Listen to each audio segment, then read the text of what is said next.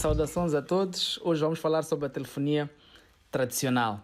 O objetivo desta aula é saber identificar os elementos de uma solução de telefonia tradicional, entender o conceito associado ao uso da tecnologia Circuit Switching, conhecer o princípio de funcionamento dos telefones analógicos e digitais, saber como os telefones podem ser interligados, conhecer a linguagem usada pelos telefones para notificar ou reagir a alguma informação, conhecer as partes fundamentais e vantagens de uso de PBX, saber diferenciar um PBX de um Key System, saber como interligar o PBX à operadora de telefonia tradicional, conhecer as vantagens relacionadas com o uso de circuitos digitais, conhecer os mecanismos usados para a separação de áudio entre diversas chamadas e conhecer o padrão de numeração usado em redes PSTN, ok?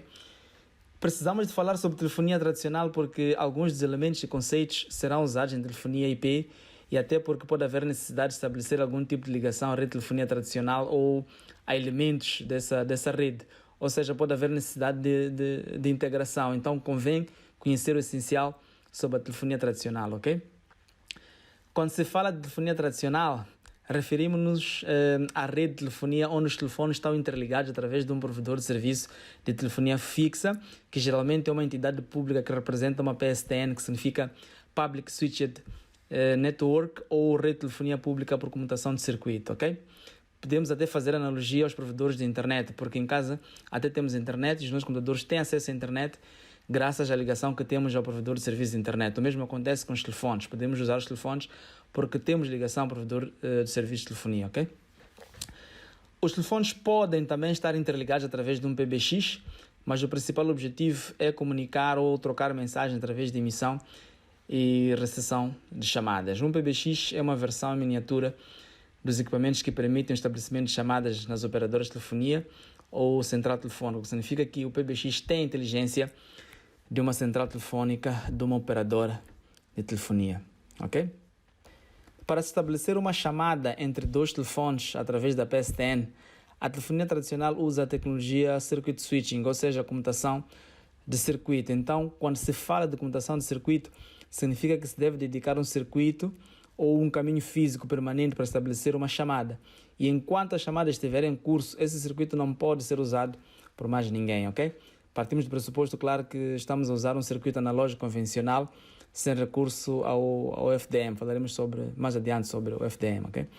Isto permite que a mensagem de voz entre dois telefones use o mesmo caminho e chegue ao destinatário na mesma ordem na qual foi transmitida. Entretanto, apesar disto acontecer, pode haver desperdício de largura de banda, visto que durante a conversa haverá momentos de silêncio, mas o circuito está alocado para aquela chamada que estiver em curso, ok? A nível residencial, para que os telefones possam emitir ou receber chamadas, eles dependem da operadora de telefonia fixa ou a PSTN, ok? Ou seja, os telefones devem estar ligados a uma operadora de telefonia fixa e esta ligação é designada de loop local ou local loop. E toda a inteligência sobre a comutação de chamadas e outras funcionalidades, etc., vão estar, evidentemente, com a operadora, ok? E na residência temos apenas um ou vários telefones ligados por cabo a uma tomada fixada numa parede e de lá vão para a operadora. A nível empresarial, os telefones podem estar num cenário idêntico aos residenciais, conforme ilustra a imagem, mas geralmente estão ligados a um equipamento designado de PBX, que é uma Private Branch Exchange, ou PABX, que é o Private Automatic Branch Exchange, mas também pode ser um Key System, ok? Conforme o nome sugere, o PABX é automático e o PBX não, portanto estamos a falar num contexto antigo, porque o PBX antigamente requeria a existência de um operador, portanto de alguém, para comutar as chamadas, fossem elas internas ou externas, tanto para a PSTN. E o PABX, aliás, não requeria um operador para este fim, ok? Atualmente, o PBX integra ou permite a integração de praticamente todas as funcionalidades de um PABX, por isso usa-se o nome PBX para se referir a ambos os equipamentos. Portanto, que serviço é que eu estou a falar aqui? Estou a falar de voicemail, ou caixa de correio de voz, música de espera, gravação de chamadas e o IVR, que é o Interactive Voice Response. O Interactive Voice Response é aquele menu todo elaborado que ouvimos, portanto, quando ligamos para algumas empresas. Costumamos ouvir mensagens como muito obrigado por ter ligado para a IBS para falar com o departamento de vendas, pressione 5, etc, etc, ok? Então, quais são os elementos essenciais de uma solução de telefonia tradicional?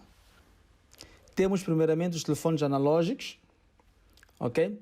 Os quais estão ligados diretamente à PSTN através de um circuito designado de loop local ou local loop, que inicia no provedor e termina num ponto próximo do cliente, designado de demarcation point. É demarcation point porque faz a separação entre a infraestrutura do provedor e a do cliente, ou seja, faz a segmentação das responsabilidades do provedor e do cliente, ok? O circuito geralmente é feito à base de um par de condutores de cobre, mas evidentemente pode-se usar outras tecnologias. Por exemplo, um provedor de serviços de televisão, internet e telefonia pode transportar esses serviços em fibra óptica até o demarcation point, que pode ser a residência, portanto, do utilizador final, e lá usar um separador de sinais para separar o sinal de televisão, internet e telefone, ok? Os telefones também podem ser digitais e nessa situação geralmente ligam-se a um PBX, ok? Mas estamos a falar aqui de telefones analógicos, telefones digitais. Então, o que é um telefone analógico e o que é um telefone digital? O telefone analógico é um equipamento eletroacústico, ou seja, é um conversor de sinais acústicos, ou conversor de som, ou energia acústica em sinais elétricos e vice-versa, ok? Portanto, os sinais elétricos a que me refiro aqui são corrente, tensão e frequência, ok? O que isso significa? Significa que o som ou palavras proferidas num telefone analógico passam por um processo de conversão duplo para que possa ser ouvido no outro telefone analógico, portanto, o que estiver na outra extremidade, ok? Os telefones digitais usam números binários, portanto, zeros e uns, para representar sinais acústicos, ou seja, os sinais acústicos são convertidos no final em códigos binários, claro, passando por um processo de amostragem, quantização e codificação. Agora, no receptor, o processo de conversão há de ser, evidentemente, o inverso, né? Mas o objetivo final é a gente recuperar a mensagem que foi transmitida, ok? Depois temos o Central Office Switches, ok? Portanto, são estes aqui. Então, estamos a usar aqui a título ilustrativo apenas. Os Central Office Switches fazem a terminação do loop local, ou seja, estabelecem um circuito local, um loop, ok?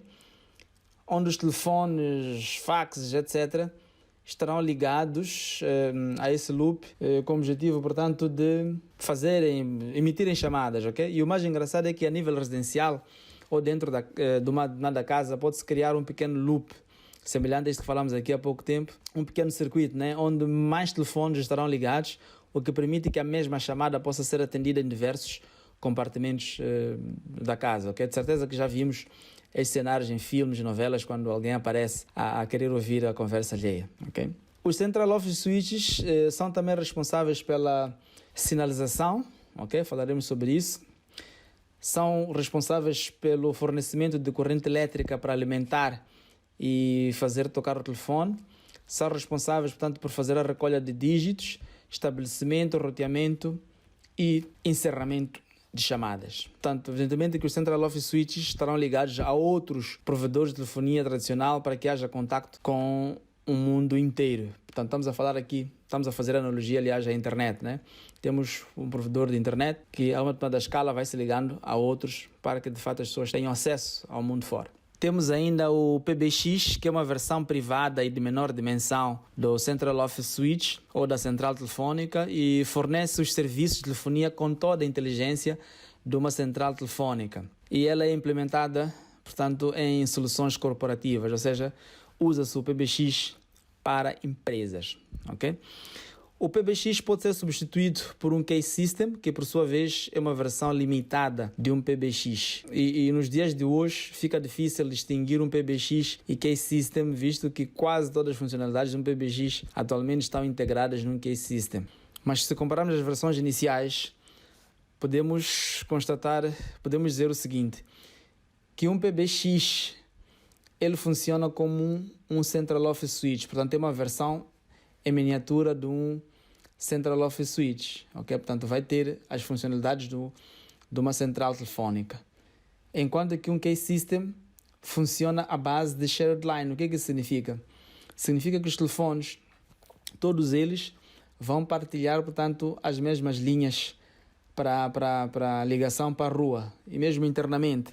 Tem algumas implicações. Estamos a dizer que as pessoas, quando alguém liga de fora para uma determinada instituição, a chamada pode ser atendida por qualquer pessoa.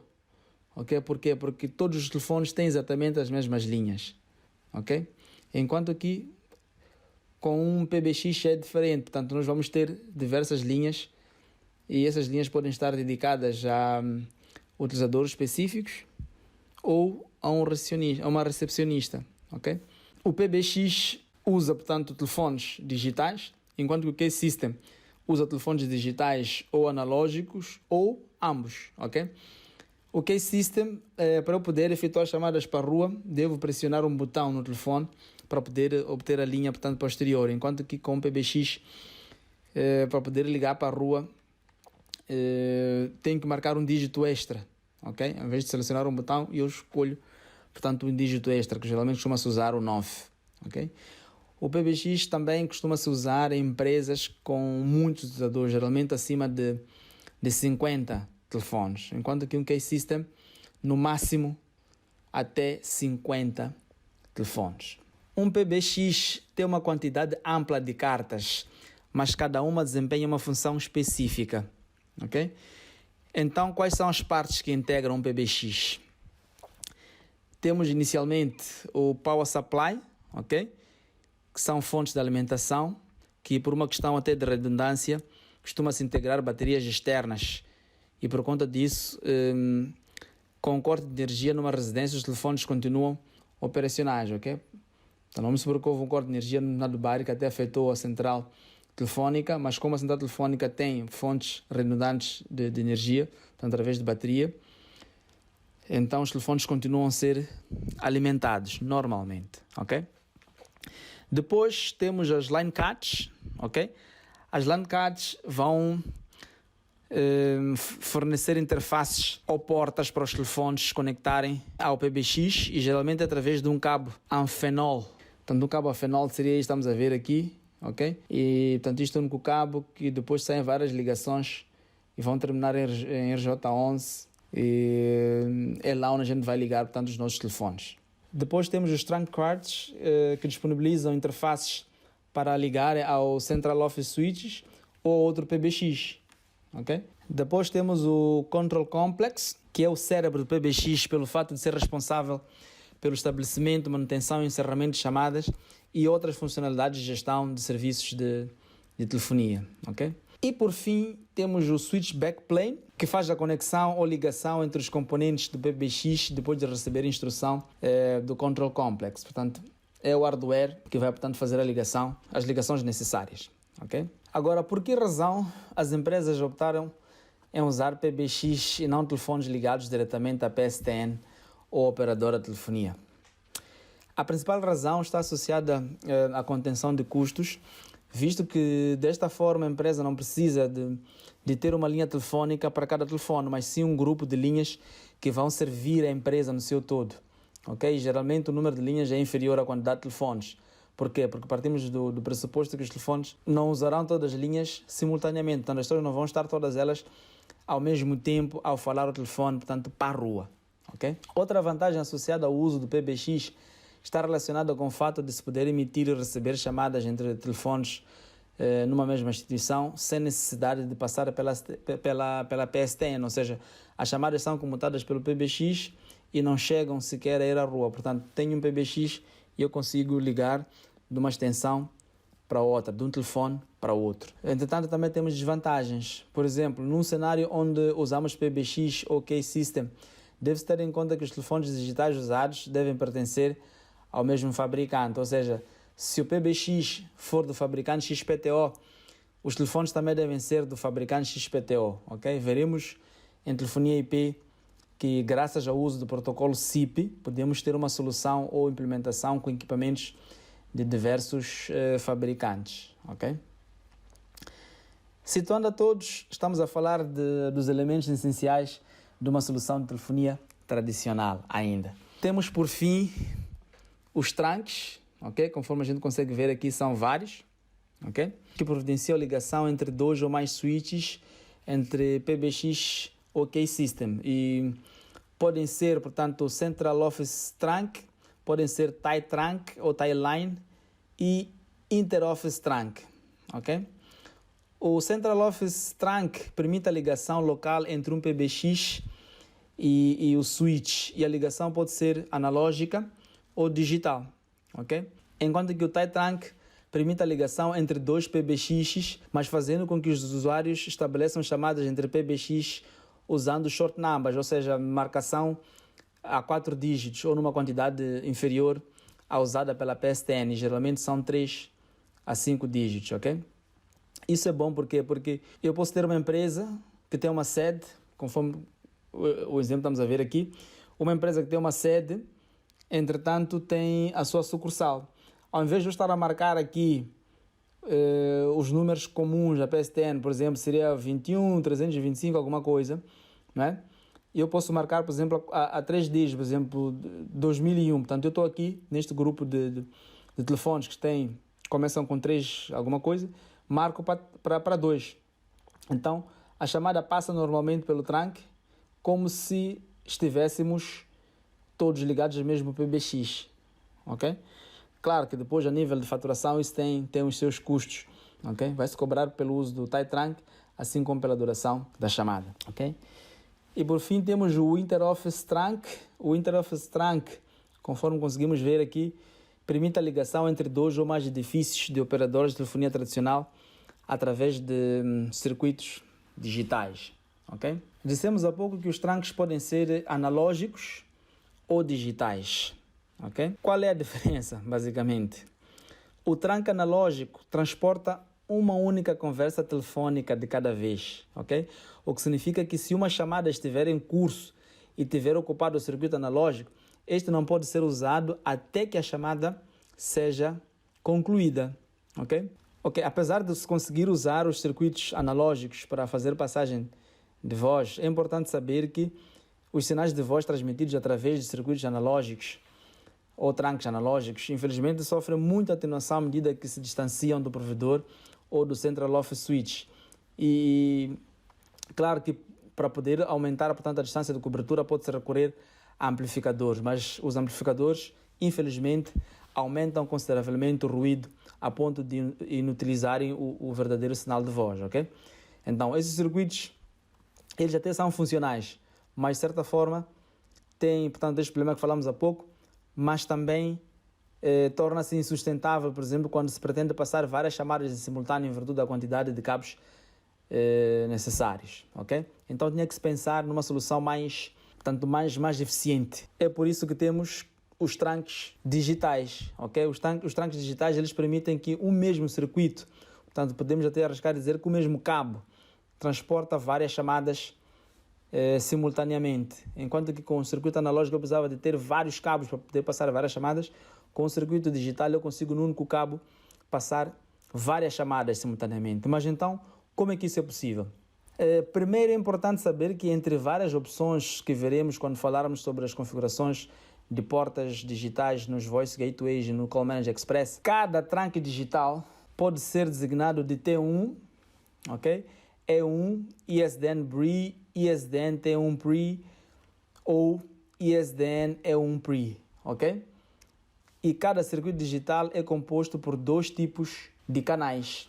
Temos os canais de voz, ou Voice Channel ou Bearer Channel, que transportam conversa telefônica, e temos o Data Channel, que transportam a sinalização. Embora, dependendo do tipo de circuito usado, o Voice Channel e o Data Channel possam, de alguma forma, estar misturados, ok?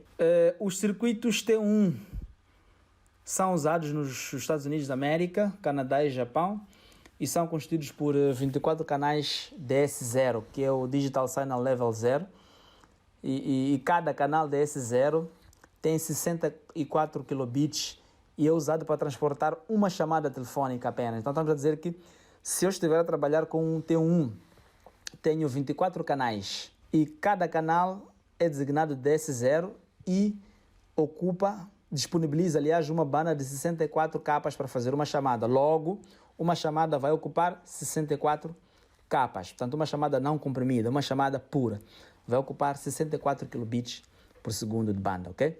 Estou a dizer que se usarmos um circuito digital para passar voz, cada chamada vai ocupar um canal DS0 e consumir 64 capas de largura de banda. Sendo assim, como a T1 conseguimos um total de 23 a 24 chamadas em simultâneo, dependendo, claro, do tipo de sinalização usada, ok? Vamos ver já o que é sinalização. Os circuitos E1 são usados no resto do mundo e são constituídos por 30 canais DS0 e cada canal DS0 também possui 64 capas, ok? Com que objetivo? Claro, de transportar uma chamada telefônica, ok? Apenas uma. Então estamos a dizer que cada canal DS0 de um E1 também vai disponibilizar 64 capas. Sendo assim, conseguimos ter 30 chamadas em simultâneo com uma E1. Ou seja, com uma T1, 23 a 24. Com uma E1, 30. Ok?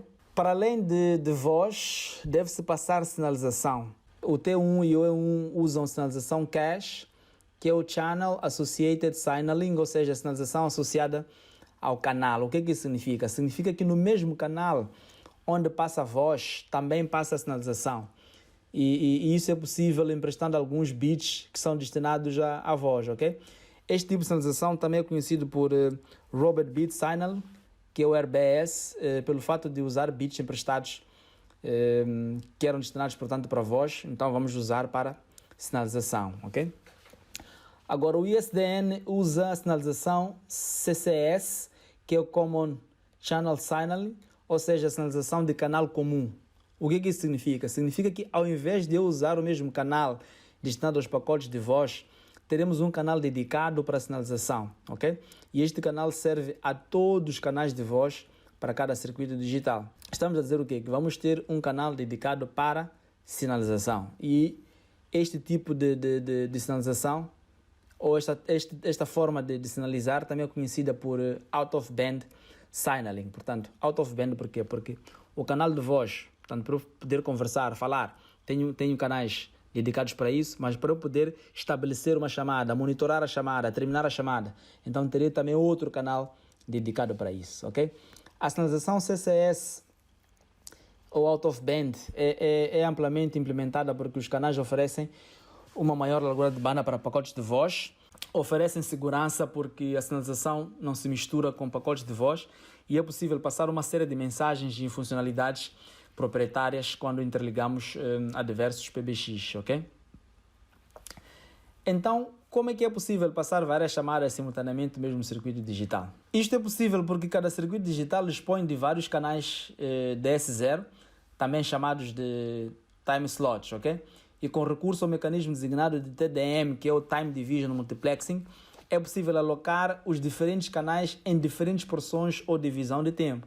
Estamos a dizer o quê? Porque se eu tenho um primário de 30 canais, estou a dizer que nesses 30 canais, tanto 30 time slots, é possível passar várias conversas telefónicas em simultâneo. Portanto, eu posso estar a falar, outra pessoa pode estar a falar. Por quê? Temos, por exemplo, o canal 1 ou time slot 1 surgindo diversas vezes ao longo do tempo, porque na verdade quando estamos a conversar com alguém ao telefone e dizemos, por exemplo, bom dia amigo, o bom dia pode ocupar o time slot 1 e outras pessoas no mesmo circuito digital estão noutras chamadas e essas chamadas vão ocupando determinados canais ou time slots e vão se misturando aleatoriamente até que a palavra amigo, tanto daquele bom dia amigo que nós falamos há pouco tempo, a palavra amigo aparece novamente no time slot 1, mas passado alguma porção do tempo. Portanto, estamos a dizer o quê? Por exemplo, o time slot 1 está aqui, eu disse alguma coisa, ok? O time slot 1 está aqui, eu disse alguma coisa, essa coisa que foi dita, portanto, está a passar neste preciso momento. Portanto, depois tem aqui o time slot 5, time slot 6, está-se a dizer outras coisas, ok? Passado, portanto, algum tempo, volta a aparecer aqui o time slot 1 para poder transportar, portanto, a mensagem referente ao canal 1, ao time slot 1. ok? Claro que este processo é tão rápido que não notamos isto a acontecer durante a nossa conversa telefônica, ok? É um processo que acontece background. É importante perceber que cada time slot aparece regularmente na divisão temporal, o que significa que mesmo que as partes estejam em silêncio, esse silêncio é transmitido. Portanto, é uma garantia que todos nós temos a possibilidade de enquanto o time slot estiver livre, de podermos, portanto, nos comunicar, ok? Agora, a título de curiosidade, temos o FDM, que é o Frequency Division Multiplexing, que também permite que num único cabo ou circuito analógico possamos transportar vários sinais e separá-los com base em frequência, ok? Por exemplo, os operadores de televisão a cabo podem transportar sinal de televisão, internet e telefone até a residência do cliente e depois usar um equipamento especial para extrair esses sinais, ok? Portanto, com FDM nós conseguimos fazer a separação dos sinais por frequência, enquanto que com TDM fazemos a separação dos sinais por divisão temporal, ok? Um dado importante e interessante, os sinais de voz transmitidos através de circuitos digitais não sofrem do problema de ruído que afeta os circuitos analógicos, que falamos há pouco tempo, e tem a vantagem, portanto, de poderem alcançar distâncias bastante grandes sem sofrer atenuação, ok? Sendo assim, podemos concluir que os cenários podem ser puramente analógicos ou puramente digitais, ou uma mistura de ambos, e sempre teremos conversão entre diferentes tipos de sinais, ok? Dissemos que para além de voz ou áudio, em telefonia são enviados outros tipos de informações ou mensagens de controle usados para estabelecer, monitorar e terminar ligações ou chamadas entre dois ou mais equipamentos. E essas mensagens de controle são chamadas de sinalização. Por exemplo, o dial tone, que é o sinal para marcar, é um som contínuo que geralmente ouvimos ao levantar os escutadores do telefone, ok? Existem outros, o busy signal, que é o sinal do ocupado, e tantos outros que acabamos de ir ouvindo no dia a dia e ao longo do curso, ok? Podemos dizer também que a sinalização é uma linguagem usada entre dois equipamentos para que possam interpretar as intenções de cada um. Logo, a sinalização a cada ligação ponto a ponto deve ser a mesma para que os equipamentos envolvidos possam interpretar um ao outro, ok? Em telefonia, usa-se 3 tipos de sinalização. Temos o supervisor ou supervisão, addressing ou endereçamento e informational ou sinais de informação, ok? O supervisor ou supervisão está relacionado com o controle do estado do loop ou do trunk. Por exemplo, permite saber se o telefone está on hook ou off hook ou tocando, portanto, alerting, ok? Veremos vários tipos de supervisão, de sinalização de supervisão, mas por agora vamos falar da sinalização loop start e ground start, que são muito comuns em ligações analógicas, embora as digitais possam simular este tipo de sinalização, ok? E para falar sobre a sinalização loop start e ground start, vamos falar sobre o processo de estabelecimento e recepção de chamadas. Temos o telefone que se vai ligar à PSTN através de um par de cabos de cobre. Um dos cabos é designado de ground, positivo ou tip, e o outro é designado de battery, negativo ou ring. E sobre esses cabos vão circular 2 tipos de corrente, vão circular 2 tipos de corrente elétrica, ok? Inicialmente os 2 telefones estão na posição de descanso, também chamada de on hook, ok? E pretendendo emitir uma chamada, geralmente levanta-se os escutadores e o circuito fecha-se, passando a circular corrente contínua de menos 48 volts entre a PSTN e o telefone. E logo de seguida o telefone recebe o sinal para marcar, que é o dial tone. Portanto, a partir desse momento pode marcar o número desejado, ok?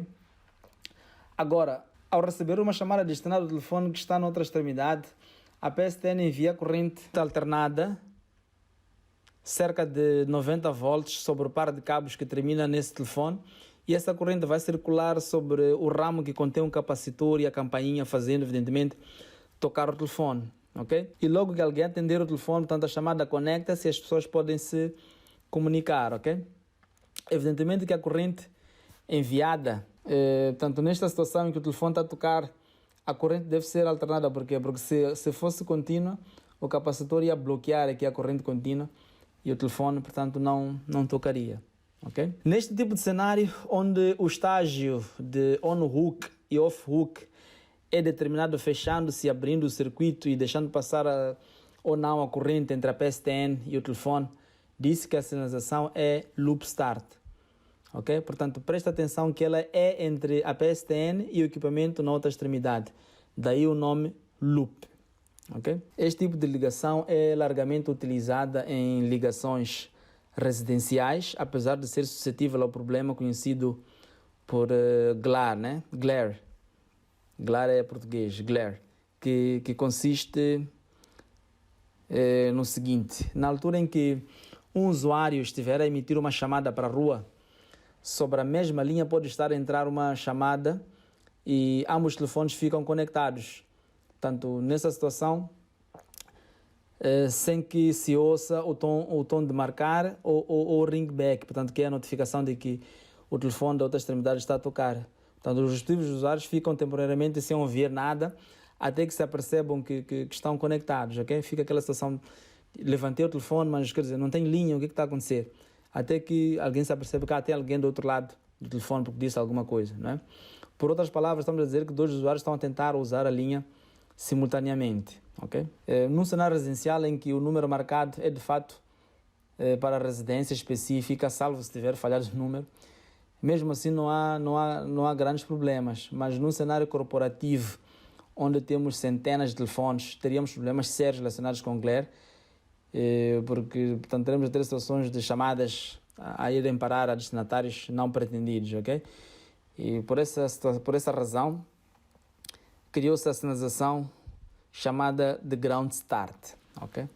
Então, o que o ground start faz? O ground start requer que antes de se fechar o circuito, portanto o tip e o ring, as duas extremidades devem detectar o aterramento para evitar a situação do glare, daí o nome ground. Ou seja, antes de se usar a linha ou o circuito, deve-se verificar se as duas extremidades estão desimpedidas. Então, loop start é a sinalização residencial, ground start é a sinalização corporativa. Outro tipo de sinalização é o addressing ou endereçamento, que está relacionado com a forma como os dígitos marcados são enviados para o PBX ou para o Central Office Switch e de lá roteados, portanto, ou encaminhados para que o telefone de destino seja notificado, ok? Esta sinalização pode ser por pulsos ou pulse dialing, como também pode ser por DTMF, que é Dual Tone Multifrequency.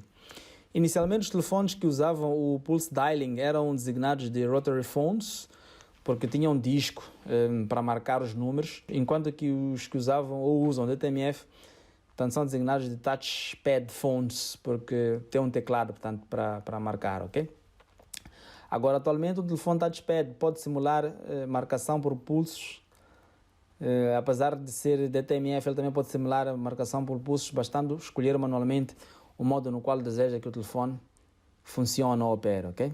Um fato curioso é que na sinalização por pulsos, quando se marcava um dado número, tinha que se fazer girar o disco, ok? Abrindo, portanto, ao girar o disco, vamos supor que eu marquei 3, portanto, ao marcar o disco eu tinha que colocar o meu dedo na posição 3, fazer girar o disco. E ao girar o disco, abria-se e fechava-se o circuito numa quantidade de vezes equivalente ao número marcado. Enquanto que na sinalização DTMF, cada dígito pressionado equivale a um par de frequências enviadas para o operador. E dessa forma, portanto, identifica-se os dígitos marcados, ok? Podemos ver nesta imagem que as frequências usadas para cada dígito são estas. Portanto, se eu estiver a marcar 1, portanto, faz-se uma combinação dessas duas frequências. Se eu estiver a marcar 2, faz-se uma combinação dessas duas frequências, ok? E por fim temos o Informational Signaling, ou sinais de informação, que são mensagens faladas ou mensagens em forma de sons enviadas do Central Switch para o usuário reportando o estado de uma chamada, ok? Essas mensagens são também chamadas de Call Progress Tones. Por exemplo, um usuário pode ser notificado sobre o fato do número de destino estar ocupado, ok? Os DTMFs, que são Addressing Signaling, também são usados como Information Signaling e podem passar as seguintes informações importantes. Temos aqui o Dial Tone, que é a indicação para introduzir os números pretendidos. Temos o Busy Tone, informa que o número de destino está ocupado. O Number Not in Service, o Call Waiting, Ring Back, Reorder, Conjection, Receive of Full. Ok? Temos aqui a descrição, podemos depois ver com mais vagar. Plano de numeração. O plano de numeração da PSTN obedece a uma estrutura hierárquica para facilitar a organização, localização de contactos e roteamento de chamadas telefônicas, à semelhança da hierarquia usada em redes IP, ok?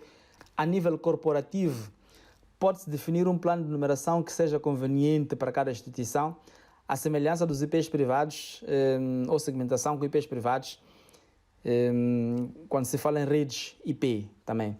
Agora, evidentemente que cada país depois pode adotar o seu plano de numeração para serviços específicos como linhas verdes, etc. Ok? Mas o plano de numeração da PSTN obedece ao padrão E164, que foi criado pela União Internacional das Telecomunicações, a ITO. Ok? Esse padrão orienta que um número de telefone no máximo pode ter 15 dígitos e deve obedecer a seguinte estrutura. Primeiro tem o Country Code ou código do país, ok? Isto permite que as pessoas possam ligar de um país para o outro. Portanto, se eu ligo, vamos supor que eu estou a ligar, estou fora de Moçambique, quero ligar para Moçambique. Então, se alguém começar com mais 258 e a operadora receber, já sabe que, olha, eu tenho que encaminhar essa chamada para os circuitos digitais que vão me levar para Moçambique, ok? Depois tenho o National Destination Code, ou Código Nacional ou Código de Área, ok? Portanto, aqui em Moçambique, estamos a falar aqui de segmentação, por exemplo, por províncias, né? E por fim tenho o Subscriber Number ou número do assinante, ok? Em Moçambique, para a companhia de telefonia fixa, teríamos, por exemplo, o código do país, que é o mais 258, código da área de província, portanto, para Maputo 21, 26 é Nampula, e código do assinante, portanto, seria os números do cliente. Agora, para ter mais informações sobre o plano de numeração da PSTN aqui em Moçambique, podemos visitar o link apresentado aqui, ok? Agora, estas chamadas que a gente vai fazer, vai receber, etc., elas podem ser classificadas em 3 tipos. Temos as chamadas locais, ok? Temos as chamadas de longa distância e chamadas internacionais. Ok. Portanto, era isso que a gente queria trazer para hoje.